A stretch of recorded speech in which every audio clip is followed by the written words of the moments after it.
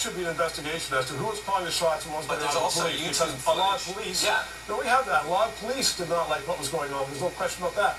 But I mean, you're saying that the people who were burning cars were not part of your group. Yeah, and I'll point to that because if you look on YouTube, there is so many video clips that point to the Black Bloc operating as undercover cops. Like there was in Queen's Park, we had a whole group of people dressed up as Black Bloc guys that broke away from the main group and started to run for the police lines, and the police lines opened up and they were able to run across.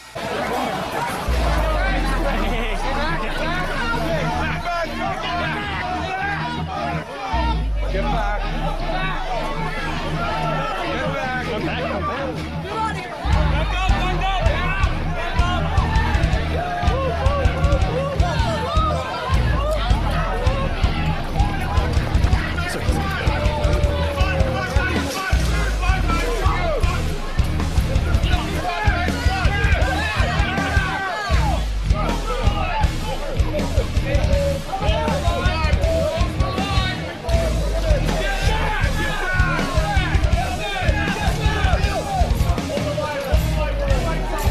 Some of the photos and videos that have gone on Facebook seem to show people dressed in Black Bloc attire going behind a police line. And if that's an option that was taken, they need to explain why. They need to explain who made that decision.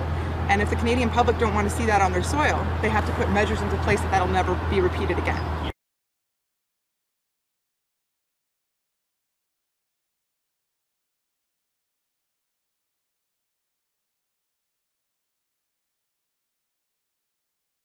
Now, this fact was brought up in this Canadian Civil Liberties report, apparently, that there's questions about police plants being, provocateurs or plants or, just undercovers being placed into these marches.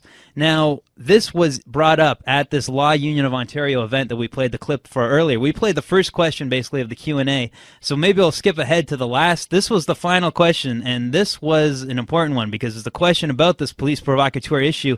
The questioner brings up the 2007 in Montebello, the SPP protest, where there was three Sûreté de Quebec officers that were posing as, black-clad anarchists that were found to be, they were actually police officers, and this was an actual, operation from the highest, ranks of the, police.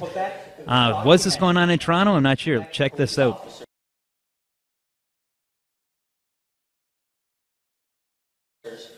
With their boots and everything, went into the crowd and were trying to, throwing rocks and trying to, almost create a pretext for the police to come in and sort of beat up everybody. And there were similar allegations made up with the police at the G20, where there were people wearing police boots that went into the crowd, were causing trouble, looking like to give the police as an excuse to go and attack the crowd, and then these same people ended up going and disappearing behind police lines. Now, I think this is like a tactic used in authoritarian and dictatorial societies, and I think it should be condemned in the strongest possible way. In fact, it should be also criticized. In fact, these people should be disciplined, if not put in jail, because it's a very, very serious transaction on the part of the police to try to go and disrupt crowds. And this has happened time and time again. Now, I'm not 100% clear, but I believe that there were numerous reports that were credible that documented that this, in fact, took place. And I'd like to hear all four members of the panel about the use of this sort of tactic and what can be done to prevent it and to protect people from such abuses. Well, if it did indeed happen, obviously it shouldn't, and it's a very serious issue. I don't oversee police in Ontario, so I will defer to my co-panelists. What a segue.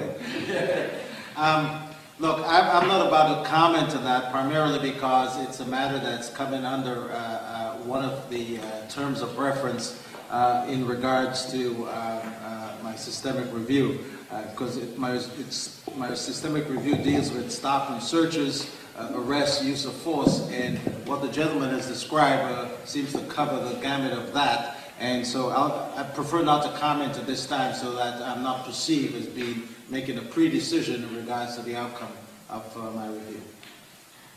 That issue just did not arise in the 6 SIU investigation, so I'm not in a position to comment, sir. I'm in a position to comment.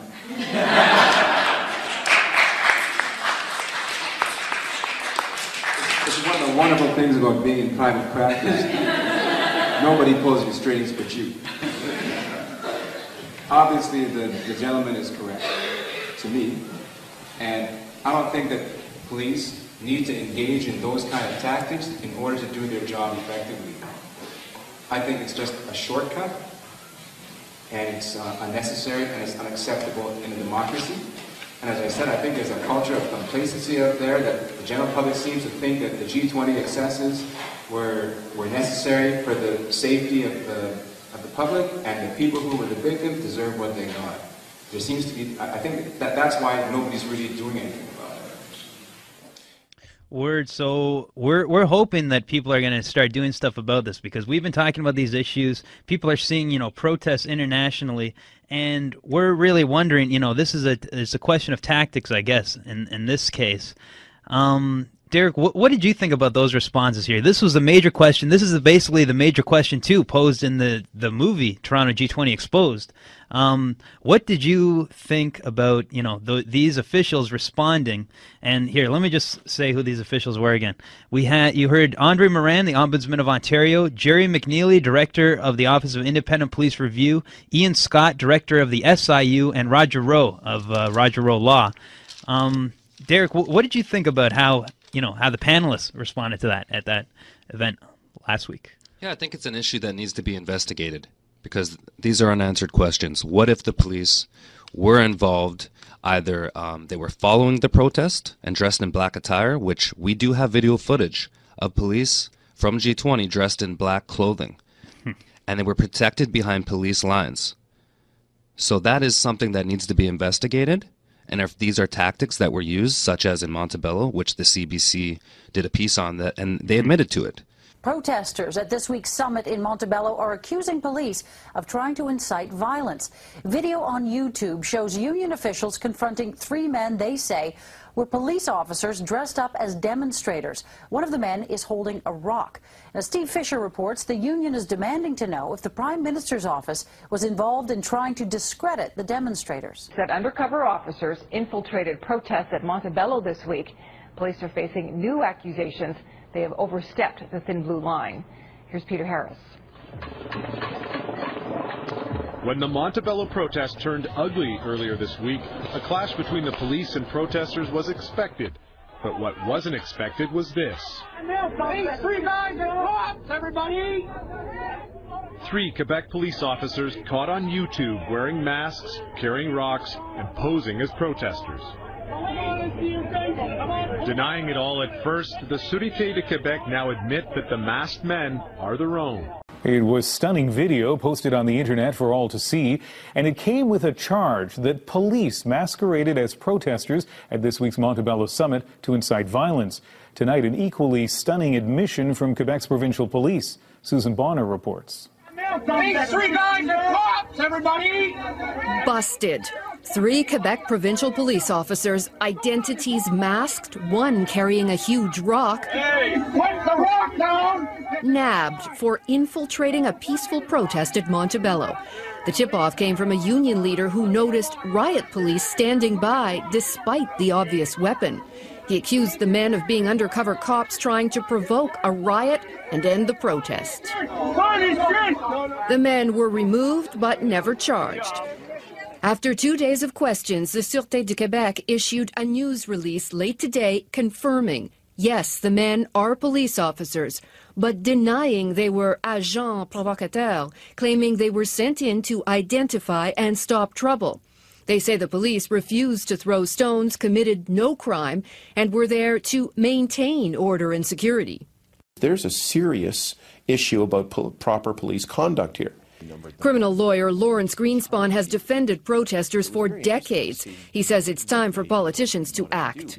I think the people that represent us in the legislature should be looking at some form of legislation that says, wait a second, this is not a proper use of police resources, and we should be setting guidelines. activists have argued for years that police try to thwart their legal right to protest by trying to incite aggression so they can move in and take protesters away. They say they do it even when demonstrators gather in a designated area, as these mostly unionists were in Montebello. And they say politicians tacitly endorse it.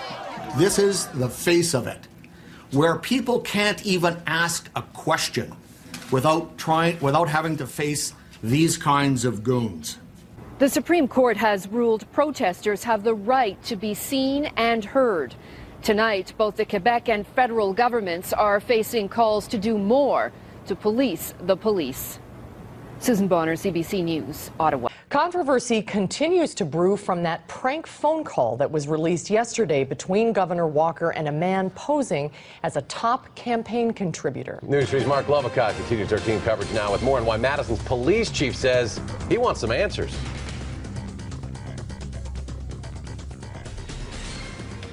I'm good. And yourself? It's a prank phone call that is not sitting well with many of the folks who continue to protest around the state capitol. It's also not sitting well with Madison's police chief. I really do believe he needs the opportunity to be able to further explain, further clarify something that I can't believe that he intended. Chief Noble Ray is speaking out about one particular statement Governor Walker made on that prank call to a man he thought was billionaire David Koch. It's about the protests happening outside his office and the thought about inserting troublemakers into the crowd. Here's the excerpt. What we were thinking about the crowds was planting some troublemakers. You know, the only problem with because we thought about that. It was a public safety at risk. It was based upon what was saying. It was suggesting to cause disorderly behavior that could have led to unrest. Governor Walker has said he stands behind the conversation he had, even though it was a prank. That said, Chief Ray says he needs an explanation as to why the governor would even consider causing trouble in what has otherwise been a peaceful protest. Good afternoon and welcome to the programme. A senior Met Police commander has been summoned to reappear before a committee of MPs to explain why he gave them false information about the G20 protests. Commander Bob Broadhurst denied plainclothes officers were among the crowd, saying it would have been too dangerous. Here's our Home Affairs correspondent, Guy Smith. We had no plainclothes officers deployed within the crowd. There were no plainclothes officers deployed at all. Wrong. That information to a powerful parliamentary committee in May 2009 was inaccurate and misleading. The Met Police has now admitted covert officers were indeed used during the G20 protests. So why would Commander Bob Broadhurst, Britain's most senior public order officer, categorically deny this? There was much media debate at the time about undercover officers actively stirring up violence, in short, agents provocateurs. During the same hearing, this was the Met Commissioner Sir Paul Stevenson's response. The idea that we will put agent provocateurs in the crowd is wholly antithetic to everything I've known about policing for the best part of 34 years. Can I ask Commander Broadhurst? If I can just come in there, Chair. I was obviously the Gold Commander. Commander Broadhurst then gave this reply. It would have been dangerous for them to put plainclothes officers in a crowd like that. The only officers we deploy for intelligence purposes and public order are forward intelligence team officers who are wearing full police uniforms with a yellow jacket with blue shoulders. Next Tuesday, the commander will have to explain himself to MPs. I hope that the Home Affairs Select Committee will get to the bottom of this and will get some clarity. And if there's an issue about the Gold Commander not being informed about how officers are deployed and what their role is, that will be addressed. It comes as no great revelation. Undercover officers would be in the crowd spotting troublemakers. What is a surprise is why misinformation was given to MPs. Did Commander Broadhurst deliberately mislead? Or did he just not know where his officers were? Either way, it doesn't look good for the man who will be heading up the operational planning for next year's London Olympics. Guy Smith, BBC London News.